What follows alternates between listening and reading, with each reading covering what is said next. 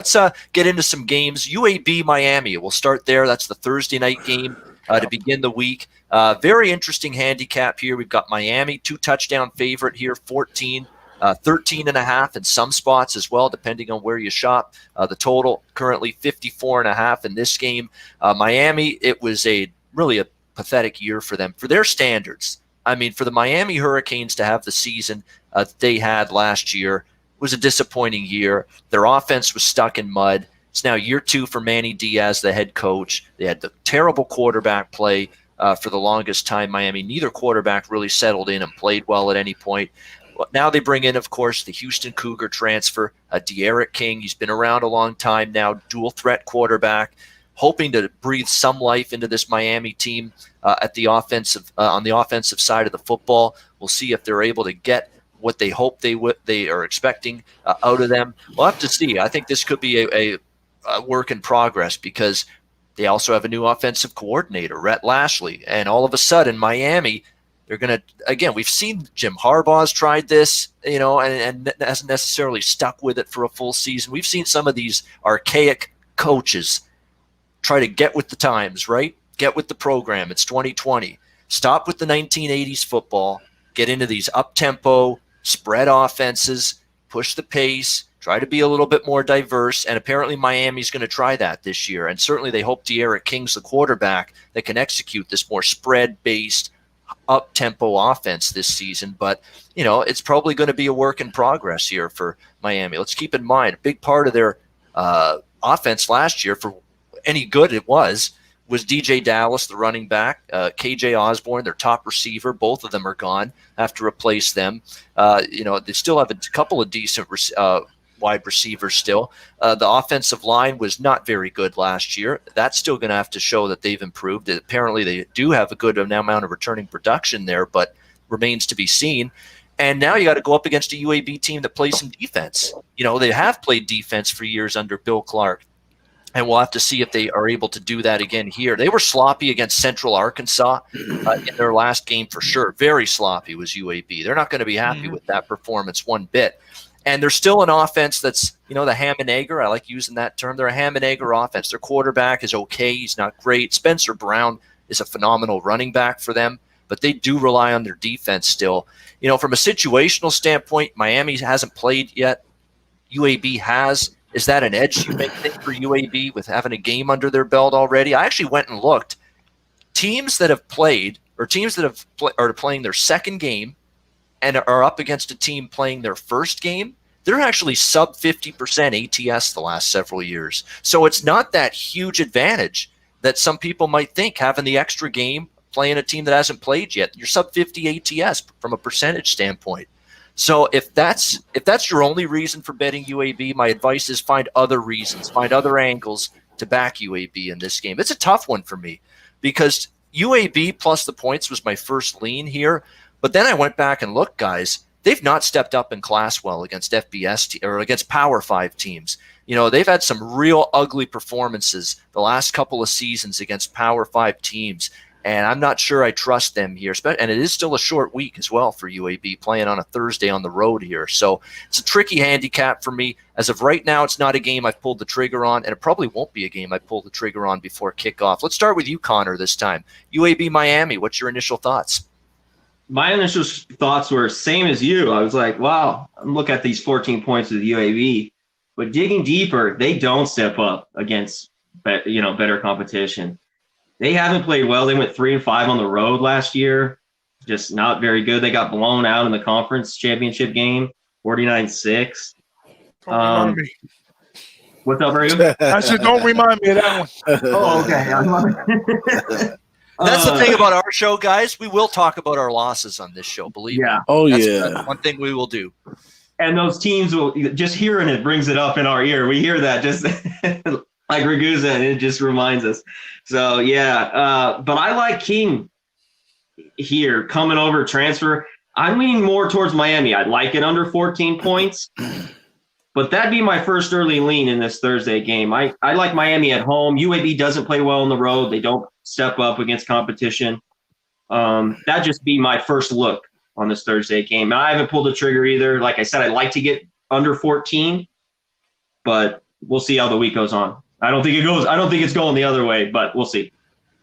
Yeah, I think there will be buyback is what is definitely like it's already moved down from, I believe, 16, 15 and a half down to 14, 13 and a half here on UAB, but I don't think it gets lower than that. There will be some buyback, I think, on Miami if this hits below 2 touchdowns with them. If you can lay less than 2 touchdowns, I think there's going to be people out there that would be interested in doing that for sure. And look, UAB had penalties, they had turnovers. They were a disaster against Central Arkansas last week. You can get away with it against Central Arkansas, but if you're going to have those mental mistakes, false start penalties, be sloppy with the football, inconsistent quarterback play again for UAB last week. If you do that now against Miami, I know Miami had a down season, and it's just, with the exclamation point being losing to Florida International and Louisiana Tech at the end of the season last year, Miami, just the low point for them. But still, you make those mistakes against them, they'll show up more than they did against Central Arkansas. DJ Big Boss, what's your first thoughts here? Blazers, Hurricanes.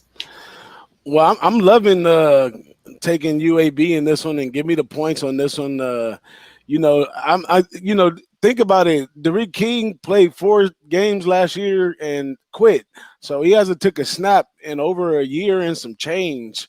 And it's going to take some time for all of that to get together over there. They're going to a spread formation. I think we seen Georgia Tech last year switch over to a spread formation. It takes some good athleticism, takes a lot of linking to get everything to get the moving that way. And although Manny Diaz, he does have the backing of the fans, he has the coaching staff, but he went about things kind of wrong.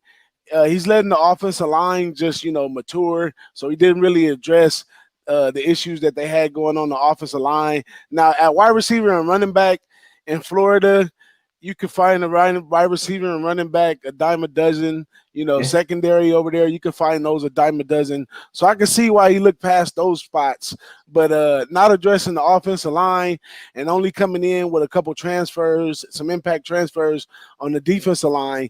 So it will be pressure up front, but the linebackers core is questionable. The secondary core is questionable, but you're in the state of Florida where you got a lot of good athletes. They love Manny Diaz over here, so you can't count the guy out. But 14 points, he couldn't do that last year. I wouldn't expect him to do that this year. I don't know. Maybe they just a little over aroused about Derek King going over there, which I think is probably a match made in heaven.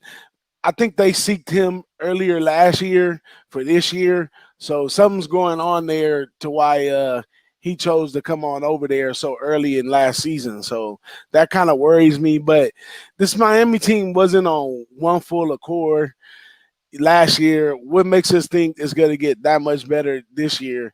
It's going to be a lot of new additions. Now, they may do well and get some exciting players that we don't know about. And that's the chances you got to take to beat me. Give me all the points I can get. I'll take that 14 now before it goes any lower. And UAB, 21 seniors, man. 21 seniors. I think it's a 9 on offense. They're synced. And, first week out, they did have a lot of turnovers. They opened up a little dominant.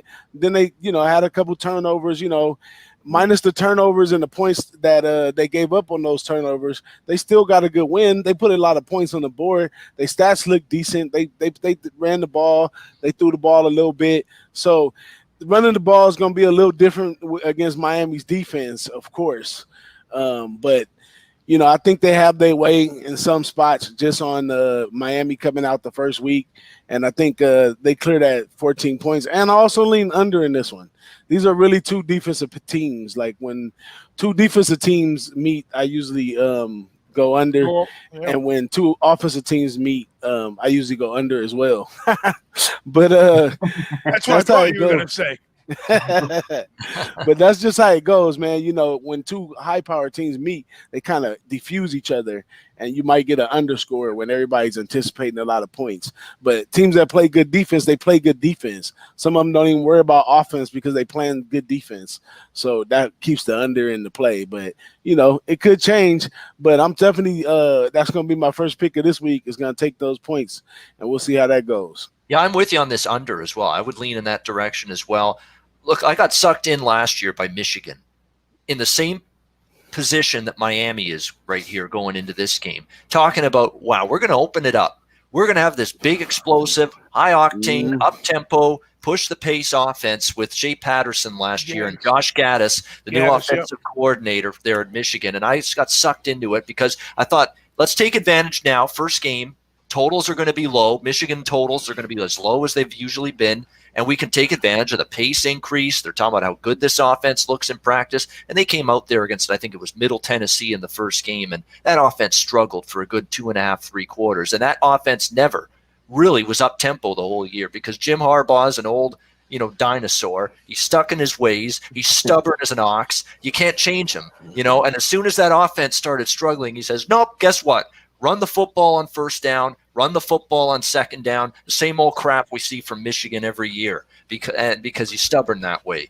And then it went back to just the same plodding, run-heavy offense that Michigan's been for the last several years. I'm worried Miami's like that. Diaz could be one of these Jim Harbaugh clones. What if D'Eriq King and this Rhett Lashlee coordinated offense that's supposed to go up-tempo, they struggle early on? He's going to pull back the reins, I worry, and here we go again. 3 yards in a cloud of dust, hand it off, no creativity, no ingenuity, and once again the offense is stuck in mud, just like it was last year. That's the fear I have with over the total, just simply betting over here because I'm hearing, oh, we're going fast. We got D'Eriq King now.